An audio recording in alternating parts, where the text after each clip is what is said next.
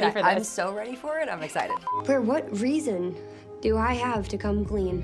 Excuse me, Santa Claus, what are you doing with our tree?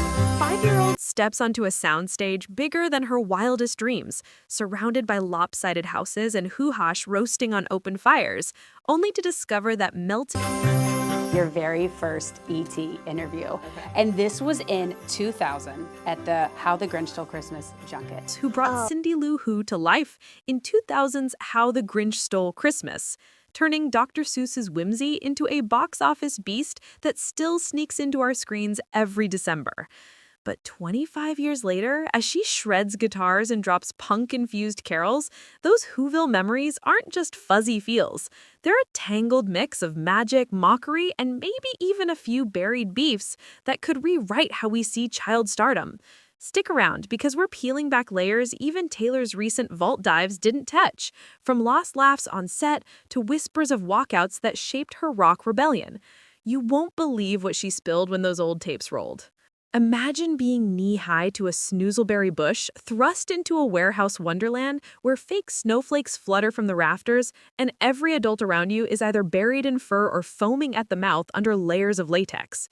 That's Taylor Momsen's reality at age 5, when Ron Howard plucked her from a cattle call of 2,000 hopefuls to play the curious Cindy Lou Who, the one kid brave enough to climb right up to the Grinch's cave and ask why he's skipping the feast. Where are you, Christmas?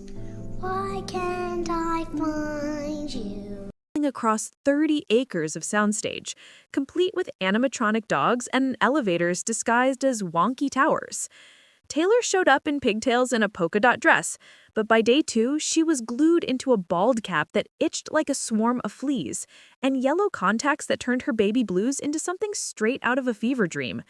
It was like stepping into a storybook explosion, she later mused.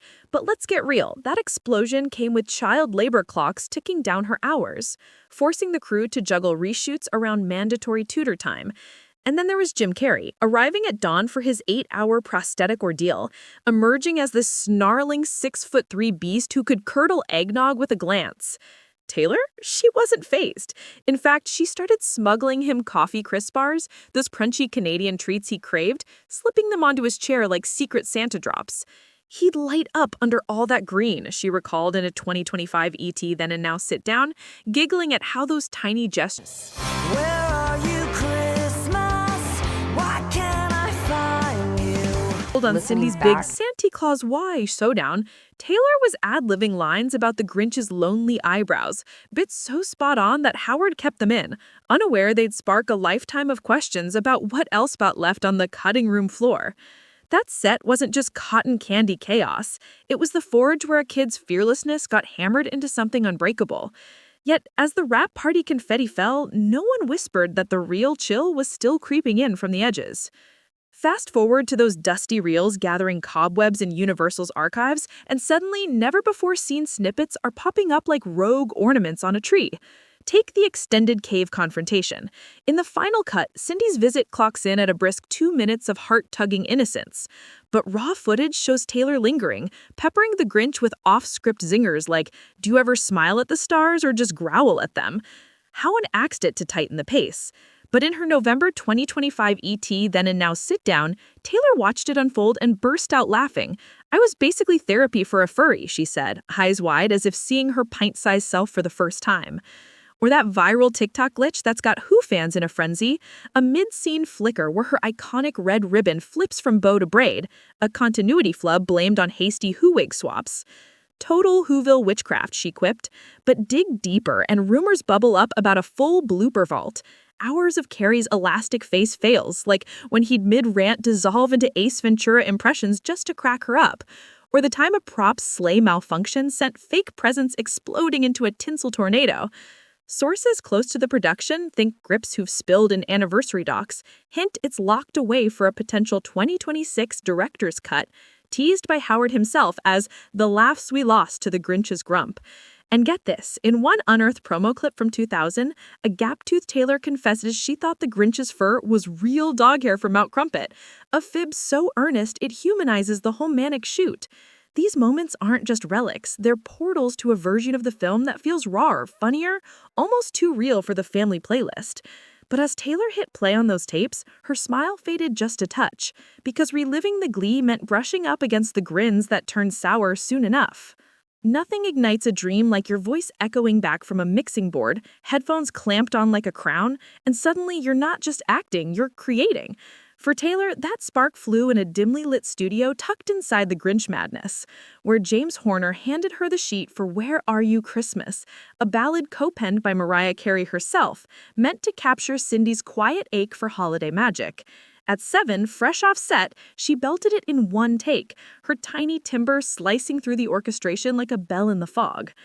I'll never forget that console gleaming under the lights, she shared on Today back in 2020, but rewind to the session logs, and it's clear this wasn't some throwaway tie-in, it was her accidental audition for Life Beyond Scripts. Faith Hill polished it for the soundtrack, turning it into a perennial earworm that's racked up billions of streams. Yet her demo vocals lingered in the ether, a ghost track that haunted her until 2025. That's when she dusted it off for her EP, Taylor Momsen's Pretty Reckless Christmas, layering her grown-up growl over the original, distorted guitars snarling against that childlike purity, like Cindy Lou crashing a mosh pit. "It's me yelling back at little me," she explained in a Call Her Daddy episode, the duet hitting like a therapy session set to reverb. Fans lost it. The track shot to #1 on rock holiday charts, spawning covers from indie acts and even a viral mashup with the Pretty Reckless's Death by Rock and Roll. But peel back the festive foil, and this wasn't just nostalgia bait, it was redemption. That studio hum had whispered escape routes when sets felt like cages, nudging her towards riffs over rehearsals. Whoville gave her the melody, but rock handed her the mic to rewrite the chorus. And as those notes faded into her band's arena anthems, they carried a subtle warning. Joy like that doesn't come gift-wrapped without strings attached. Strings that yanked hard once the credits rolled and real life kicked in like a Who kicked out of bed. Fame is a sneaky thief, and for Taylor, it started swiping pieces right in the schoolyard, where lockers slammed on whispers of, "Hey, Grinch girl, where's your bald head?" Every new town meant the same script. Families uprooted for auditions, her name evaporating into that one role, kids chanting taunts they half remembered from VHS tapes. "I got used to it, but man, it carved deep," she admitted on Pod Crushed in 2023, voice steady but edged with that old ache.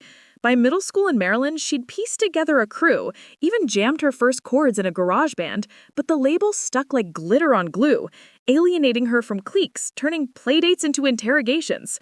Reports from those days paint a kid retreating into notebooks, scribbling lyrics about outsiders while the world reduced her to a curly-top punchline. And it wasn't just peers. Tabloids tacked on their own barbs, speculating wildly about troubled taut turns teen terror as she edged into edgier roles. That bullying wasn't random noise. It echoed the Grinch's own backstory. The cave dweller mocked for his mismatched smile, a parallel Taylor's only clocked years later. "Irony hit like a sleigh crash," she laughed in her 2025 Hollywood Reporter feature, but the scars fueled her fire, pushing her to channels where Grinch Girl could evolve into Grizzly Goddess. Yet as she traded textbooks for tour buses, those echoes lingered, a reminder that even heart-growing stories leave frostbite in unexpected spots. From frosty playgrounds to the glittering grind of primetime drama, Taylor's next chapter unfolded like a sequel no one scripted, Gossip Girl, where she slipped into Jenny Hempy's skin, a wide-eyed newcomer navigating Upper East Side snakes with a spark that mirrored her own.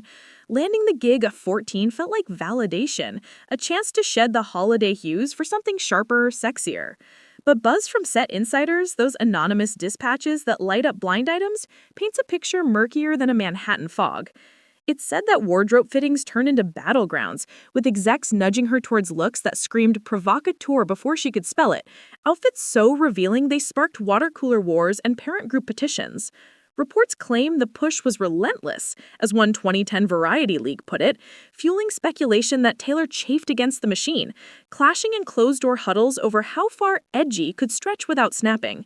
Fans pieced together timelines, her mid-season dip in episodes, the cryptic tweets about faking the facade, and then poof, she Irish goodbye the show in 2010, swapping Constance Billard for a rehearsal space in Brooklyn.